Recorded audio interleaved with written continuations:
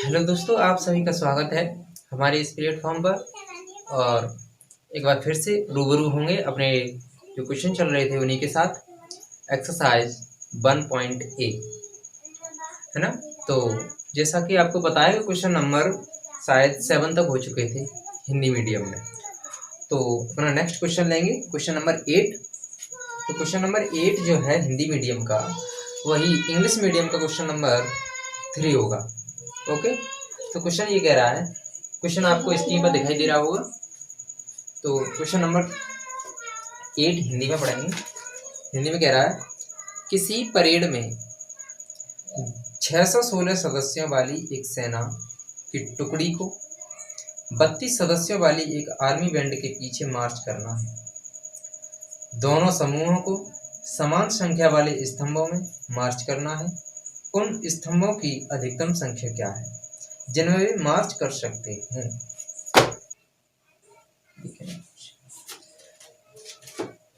तो आप देख पाओगे कि क्वेश्चन में ये कह रहा था कि कोई परेड है, आर्मी की परेड हो रही है, उसमें दो टुकड़ी हैं, एक 616 सदस्य वाली, एक 32 सदस्य वाली। एक टुकड़ी में 616 मेंबर हैं और एक में 32 सदस्य हैं। तो उनको क्या करना है कि 32 सदस्यों की जो टुकड़ी होगी उसके पीछे मार्च करेगी 616 सदस्यों वाली टुकड़ी।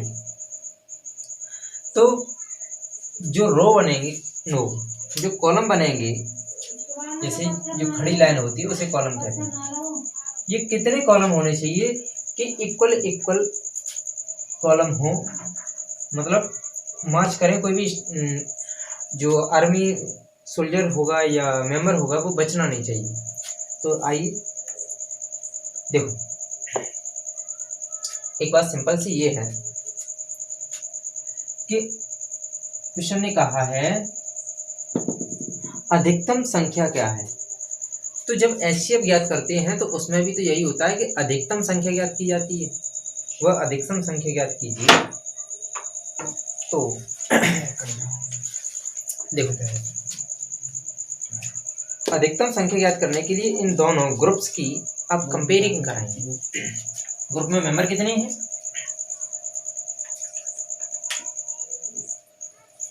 मेंबर है 32 एंड 616। तो आप देखोगे मैक्सिमम कॉलम फाइंड करनी है, अधिकतम संख्या स्तंभों की फाइंड करनी है। तो क्या करेंगे, इनकी कंपेयरिंग कराएंगे और देखेंगे कि 32 is less than 616। Okay,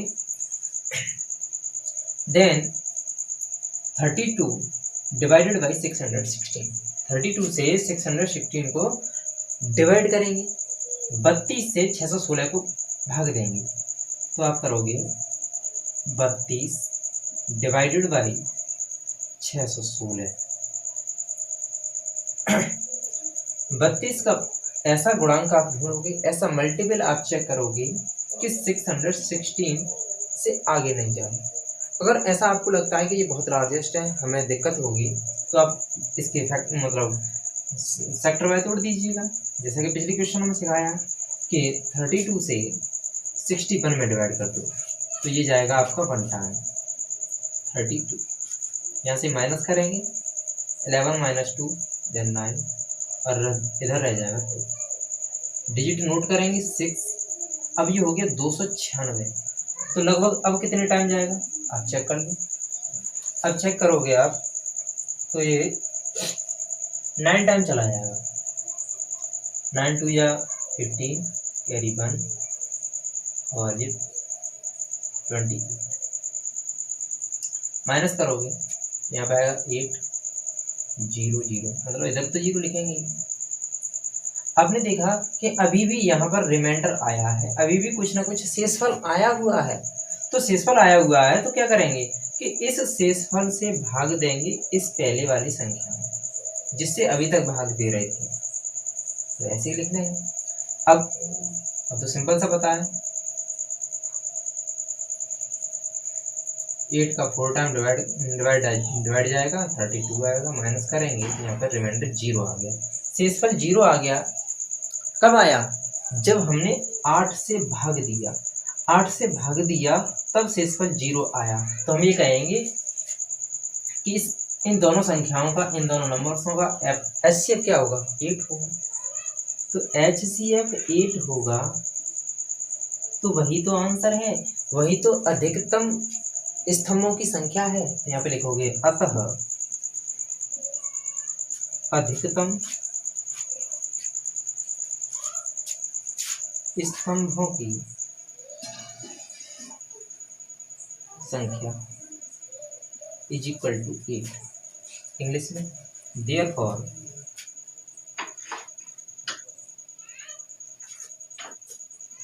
maximum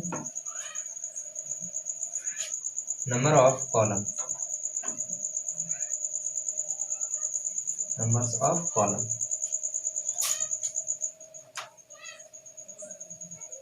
is equal to 8। यह हो गया आपका answer. Okay, next question. Next question है आपका हिंदी मीडियम का होगा क्वेश्चन नंबर 9 और इंग्लिश मीडियम का होगा क्वेश्चन नंबर 4, जो लोग हम लगवा रहे हैं उसमें। क्वेश्चन कह रहा है, क्वेश्चन आपको स्क्रीन पर दिखाई देगा। यूक्लिड विभाजन प्रमेयिका का प्रयोग करके दर्शाइए कि किसी धनात्मक पूर्णांक का वर्ग किसी पूर्णांक m के लिए 3m या 3m+1 के रूप में होता है। इस टाइप का एक क्वेश्चन कराया भी है आपको पिछली वीडियो में। उसमें ऐसा नहीं कह रहा था कि किसी धनात्मक पूर्णांक का वर्ग ऐसा होगा, उसमें ओनली ये कह रहा था कोई भी धनात्मक पूर्णांक ऐसा ऐसा हो सकता है या नहीं हो सकता। इसमें वर्ग की बात कर रहा है। नेक्स्ट क्वेश्चन में क्यूब की बात करेगा, घन की बात करेगा। इंग्लिश में देख लेते हैं। Use Euclid's division lemma to show that the square of any positive integer is either of the form 3m or 3m+1 for some integers m। Okay, तो इसको इरेज करेंगे।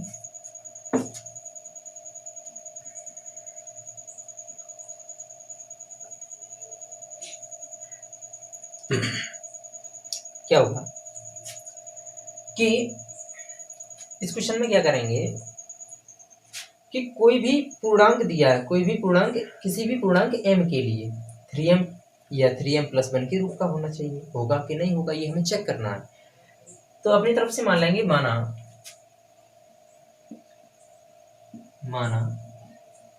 कोई पूर्णांक क्या धनात्मक दे रहा है, हाँ तो लिखा है धनात्मक, कोई धनात्मक पूर्णांक x है। Okay, let any positive integer be x। Okay, use Euclid विभाजन प्रमेयिका का प्रयोग करने पर, यूक्लिड विभाजन प्रमेयिका द्वारा, use Euclid division lemma. Okay, Euclid division lemma क्या होगा, x इज इक्वल टू जो इंटीजर आपने लेट किया है वही इज इक्वल टू, इसमें कांस्टेंट वो मल्टीपल क्या दे रहा है 3, तो 3q प्लस r।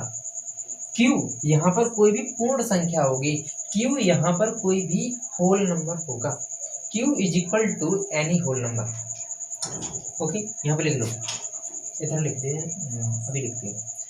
यहाँ पे एक बात बता, जैसे कि पिछले क्वेश्चन में हमने किया था, ये आपका यूक्लिड विभाजन प्रमेयिका का एक फॉर्मूला बताया था, भाज्य बराबर भाजक गुणा भागफल प्लस शेषफल, ये वही है। तो यहाँ पे शेषफल आपको बताया था पिछली वीडियो में कि शेषफल जिस नंबर से भाग देते हैं उससे छोटा ही होगा, शेषफल जिस नंबर से भाग देते हैं उससे छोटा ही होगा। तो यहाँ पे लिखेंगे रिमाइंडर इज लेस देन 3। आप किससे दे रहे हैं, डिवाइड किससे कर रहे हैं, 3 से, तो 3 से स्मॉल होगा, लेस देन 3। बट ये बड़ा किससे होगा, 0 से, 0 से तो बड़ा होगा, और 0 भी हो सकता है, तो यहाँ पे इसका साइन लगा देंगे, तो 0 इज इक्वल टू 0 या लेस देन 0 ऐसे होगा। ओके, तो यहाँ पे लिख दो क्यू क्या है, क्यू एक पूर्ण संख्या है, क्यू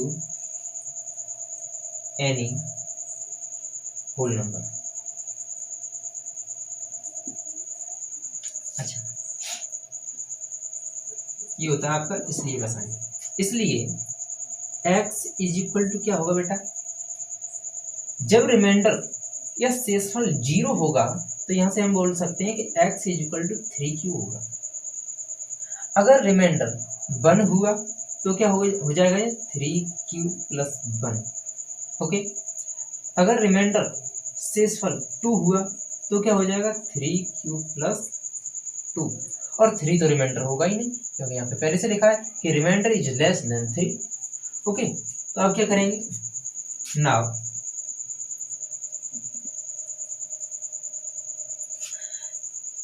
क्वेश्चन में ये कहा था किसी भी धनात्मक पूर्णांक का वर्ग, स्क्वायर ऑफ एनी इंटीजर, ऐसा ही था ना, स्क्वायर ऑफ एनी इंटीजर। तो क्या करेंगे कि ये इंटीजर हमने लेट किया था, इसका स्क्वायर करेंगे, ये कहाँ है, ये, तो x square is equal to.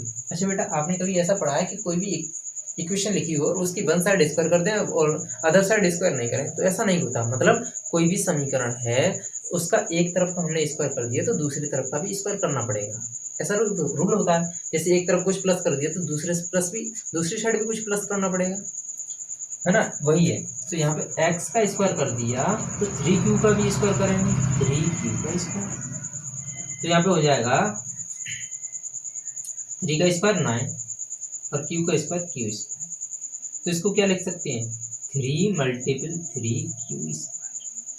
Okay okay, तो यहाँ पे 3q को लेट कराएंगे, 3q square is equal to, question में क्या दिया था 3m, तो यहाँ पे इस 3q स्क्वायर को m लेट कर देंगे, तो यहाँ पे होगा 3 मल्टीप्लाई, इसकी जगह पर m पुट कर देंगे यहाँ से, तो m, ये मल्टीपल में है तो इनको एक साथ भी इस तरीके से लिख सकते हैं 3m, है ना। तो आपने देखा किसी भी धनात्मक पूर्णांक जो x था उसका वर्ग किया तो ये किसके रूप में निकला, 3m के रूप में, और क्वेश्चन भी यही कह रहा था। अच्छा, एक स्टेप और आगे चलते हैं, x किसके भी इक्वल में है, 3q प्लस 1 के भी इक्वल में है, तो इसका स्क्वायर करेंगे 3 x square is equal to, इस पूरी का स्क्वायर करेंगे तो ये हो जाएगा 3q प्लस 1 का स्क्वायर, ये बना आपका a प्लस बी का होल स्क्वायर। थोड़ा सा ध्यान करो, जो a प्लस बी का होल स्क्वायर होता है, a को मानेंगे, a मानेंगे यहाँ पे 3q और b मानेंगे ओनली 1, ये स्क्वायर का सिंबल है स्क्वायर। तो फॉर्मूला क्या होता है, a स्क्वायर मतलब 3q का होल स्क्वायर, तो यहाँ पे 3 का स्क्वायर हो जाएगा 9 और q का स्क्वायर हो जाएगा q स्क्वायर, प्लस 1 का स्क्वायर 1 ही होता है, प्लस 2ab हो जाएगा, तो ये हो जाएगा 6q, है ना। अब इसको सिस्टमेटिक तरीके से लिख लेते हैं, ये 9q स्क्वायर, कैमरे में आ रही है देखना, इसके यहाँ पर 9q स्क्वायर, इसको आगे लिख दो, प्लस 6q प्लस 1 को पीछे पहुंचा, बस अब आगे इधर कर दिया, x square is equal to, ये क्या था 9q square plus 6q plus 1, यहाँ पे कॉमन लेते हैं, तो इस फंक्शन में से इतने में से कॉमन लेंगे ओनली, तो क्या हो जाएगा x square is equal to 3 common ले लो, 3 ओनली 3, क्यों 3 कॉमन क्यों लिया, क्योंकि यहाँ पे तो कॉमन q भी है, तो 3 हमने इसलिए कॉमन लिया कि क्वेश्चन में आपने देखा होगा 3m या 3m प्लस 1, मतलब उस क्वेश्चन में 3 मल्टीपल में था, तो यहाँ पे भी हम 3 ही कॉमन लेंगे, तो ये बन जाएगा आपका 3q स्क्वायर प्लस, यहाँ से 3 कॉमन लिया तो 2q और ये प्लस 1 तो लास्ट में, इसकी जगह पर क्या लेट कर देंगे, नो इसकी जगह पर क्या पुट कर देंगे, m x square is equal to 3 और इसकी जगह पर m रखेंगे तो ये 3 और m मल्टीप्लाई में आ जाएगा, तो यहाँ पर डायरेक्ट लिख देते हैं 3m और लास्ट में है 3m प्लस 1। तो ये आपका बना x square is equal to 3m plus 1। और ये भी क्वेश्चन में कह रहा था कि किसी भी धनात्मक पूर्णांक का वर्ग 3m या 3m प्लस 1 के रूप का हो सकता है। देखो किसी भी धनात्मक पूर्णांक का वर्ग 3m के रूप का हुआ, किसी भी धनात्मक पूर्णांक का वर्ग 3m प्लस 1 के रूप का हुआ, है ना। तो लास्ट में लिख देंगे अतः किसी भी, ये एक और इक्वेशन बनेगी, उसको सॉल्व करने की जरूरत नहीं है क्योंकि यहाँ हमें तो आंसर यहीं तक मिल गया। किसी भी धनात्मक पूर्णांक का वर्ग 3m या 3m प्लस 1 के रूप का होता है। Therefore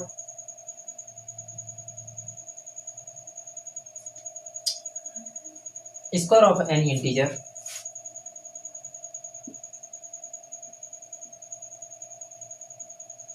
is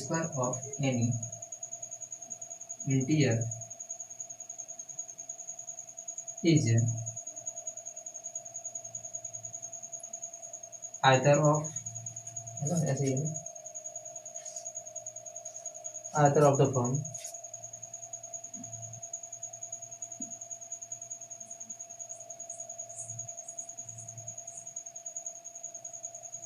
3m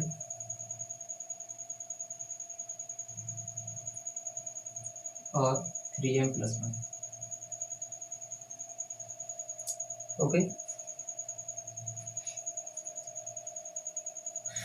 तो इस क्वेश्चन में अगर आपको कोई डाउट हो तो कमेंट बॉक्स में पूछ सकते हो आप।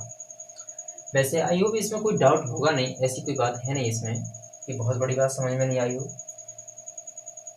ऐसा क्वेश्चन पिछली बार भी कराया, उसमें स्क्वायर नहीं किया गया था, इसमें स्क्वायर वाला फंडा है।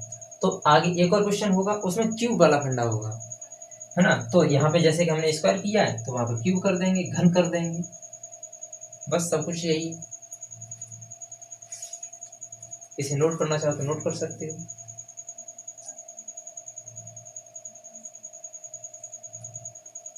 Next question number Hindi medium का है आपका क्वेश्चन नंबर 10। यूक्लिड विभाजन प्रमेय का प्रयोग करके, क्वेश्चन आप स्क्रीन पर देख सकते हो। यूक्लिड विभाजन प्रमेय का प्रयोग करके दिखाइए किसी धनात्मक पूर्णांक का घन 9m, 9m प्लस 1 या 9m प्लस 8 के रूप का होता है ना। अभी तो मैं बताया था कि नेक्स्ट क्वेश्चन घन का होगा, तो वही है। Use Euclid division lemma to show that the cube of any positive integer of the form 9m, 9m plus 1 और 9m प्लस 8। ऐसे इस क्वेश्चन को आप कर सकते हो, करके देखना, हो जाएगा।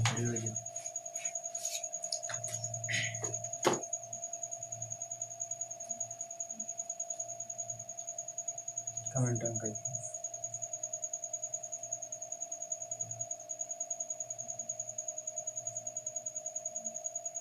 सही कह रहे हैं।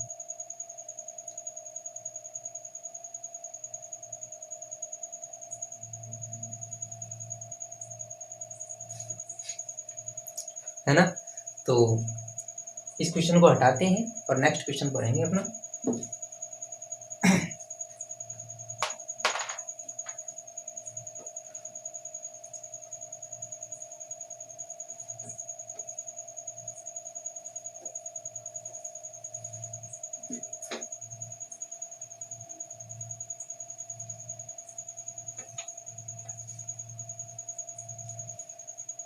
तो आप लोगों ने देखा कि नेक्स्ट क्वेश्चन में क्या है, कि नेक्स्ट क्वेश्चन में ये है कि बस सब कुछ यही है, उसमें संख्या चेंज है, नंबर चेंज है और उसमें स्क्वायर की जगह पर क्यूब करना है आपको। तो आप उसे कर सकते हो, ऐसा कुछ उसमें है नहीं। वैसे इंग्लिश मीडियम वाली जो बुक है हमारे पास, ये शायद तुम्हें स्पष्ट दिखाई दे रही हो, तो इसमें तो इतने क्वेश्चन है। लेकिन हिंदी मीडियम में एक क्वेश्चन और हमें लगा अच्छा सा, उसे भी देखो कराते हैं। हिंदी मीडियम की जो बुक है उसमें एक और क्वेश्चन था, और वो इंग्लिश मीडियम वाली में नहीं है। हमारे विचार से इस क्वेश्चन को भी करना चाहिए। देखो क्वेश्चन ये कह रहा है, यूक्लिड की विभाजन एल्गोरिथम का प्रयोग करके ऐसी सबसे बड़ी संख्या ज्ञात कीजिए जिससे 398, 436 और 542 को भाग देने पर शेषफल क्रमशः 7, 11 और 15 प्राप्त हो। मतलब सिंपल सी बात ये है कि 3 नंबर दिए हुए हैं, 398, 436 और कितना 542। इन नंबरों को भाग करना है, इन नंबरों को डिवाइड करना है किसी ऐसे नंबर से कि इसको करें तो रिमाइंडर आए 7, और उसी नंबर से इसको डिवाइड करें तो रिमाइंडर आए 11, और उसी से इसको डिवाइड करें तो रिमाइंडर आए 15। ऐसा वो नंबर होना चाहिए। तो कैसे करेंगे? तो बेसिकली इसको बेसिक तरीके से समझेंगे अपना बहुत अच्छे तरीके से, क्योंकि इस टाइप का एक ही क्वेश्चन मिला है हमें करने के लिए। तो देखो सबसे पहले क्या करेंगे कि जो भी ये नंबर दिए हुए हैं, ये जो संख्याएं दी हुई हैं और इनके शेषफल दिए हुए हैं कॉन्स्टिट्यूटिव रिमाइंडर, तो क्या करेंगे 389 माइनस इसका जो रिमाइंडर था 7, उसको माइनस कर देंगे। यहाँ पे वैल्यू क्या बनेगी? वैल्यू बनेगी आपकी 391। ओके। और नेक्स्ट नंबर था आपका 436 और इसका रिमाइंडर आ रहा था 11। तो देखो यहाँ से माइनस कर देंगे तो क्या नंबर बनेगा? यहाँ पे बनेगा 524, 425।